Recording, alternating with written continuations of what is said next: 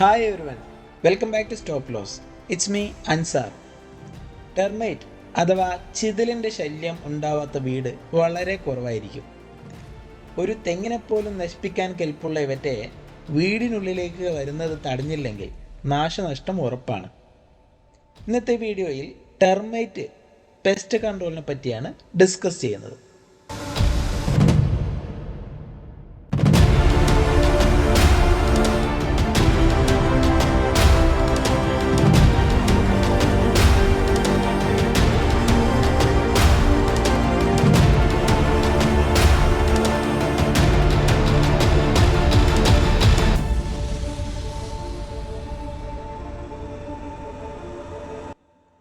Stair case വാർക്കുമ്പോൾ അടിച്ച പലയുടെ അവസ്ഥയാണത്.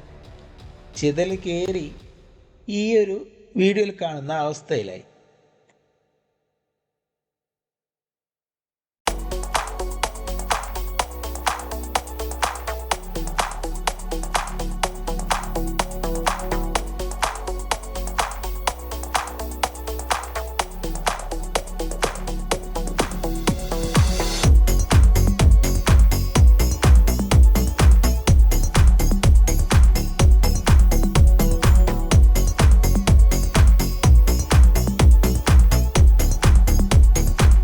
Pest control ചെയ്യാൻ വേണ്ടി ഞാൻ വടകര കുളത്തിൻ്റെ അടുത്തുള്ള ടെക് ഫാൻസിനെ സമീപിച്ചു. അവരുടെ ടീം വന്ന് ഒറ്റ ദിവസം കൊണ്ട് പെസ്റ്റ് കൺട്രോൾ ചെയ്തു പോയി. വയറിംഗ് കഴിഞ്ഞ് ഫ്ലോർ കോൺക്രീറ്റ് ചെയ്യുന്നതിന് മുന്നെയാണ് പെസ്റ്റിസൈഡ് കൺട്രോൾ ചെയ്യേണ്ടത്. ഈ വീഡിയോയിൽ കാണുന്നത് പോലെ 2 ഇഞ്ച് താഴ്ത്തി മാത്രം മണ്ണ് ലെവൽ ചെയ്ത് വെക്കുക. വയറിംഗ് ചെയ്യുമ്പോൾ ഫ്ലോറിൽ കൂടെ വയറ് പോയിട്ടുണ്ടെങ്കിൽ അതിൻ്റെ മേലെ ഇതുപോലെ വൈറ്റ് സിമെൻറ്റോ ഉമ്മയോ ഇട്ട് മാർക്ക് ചെയ്ത് വെക്കണം. കാരണം അവരിവിടെ ഡ്രിൽ ചെയ്ത് ഹോൾസ് ഉണ്ടാക്കി അതിലാണ് കെമിക്കൽ ഒഴിക്കുന്നത്. ഈ മാർക്ക് ചെയ്യുന്ന ഭാഗങ്ങളിൽ വയറുള്ളത് കൊണ്ട് അവിടെ കുറച്ച് മണ്ണ് മാറ്റി കെമിക്കൽ ഒഴിക്കുകയാണ് ചെയ്യുക.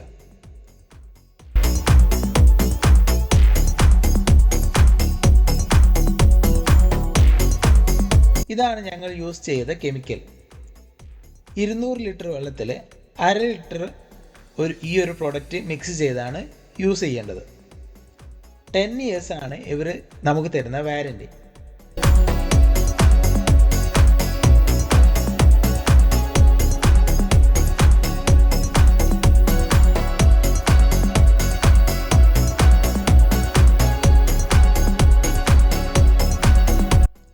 വള്ളിച്ചെടി മണ്ണിൽ നിന്ന് എങ്ങനെയാണോ മുളച്ച് മുകളിലോട്ടേക്ക് പടർന്ന് പന്തലിച്ച് പോകുന്നത് അതുപോലെ തന്നെയാണ് ചിതലും.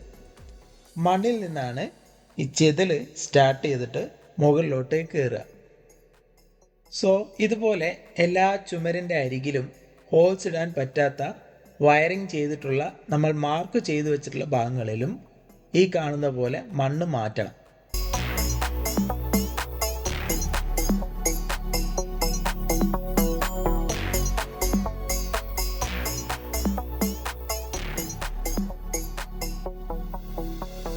അടുത്തതായി ഈ കാണുന്നത് പോലെ ബാക്കിയുള്ള സ്ഥലങ്ങളിലൊക്കെ ഒരടി വിട്ട് ഹോൾസ് ഉണ്ടാകണം.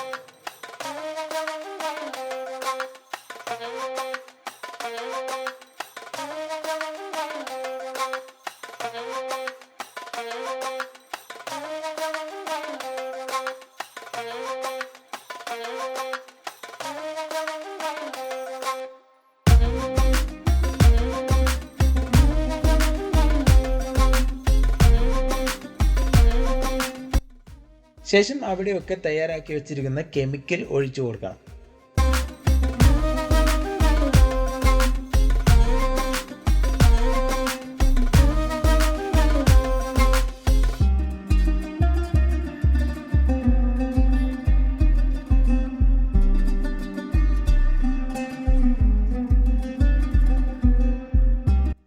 കട്ടില, ജനാല ഒക്കെ വരുന്ന ഭാഗത്ത് ഇതുപോലെ കെമിക്കൽ പമ്പ് ചെയ്ത് കൊടുക്കുകയാണ് ചെയ്തിട്ടുള്ളത്.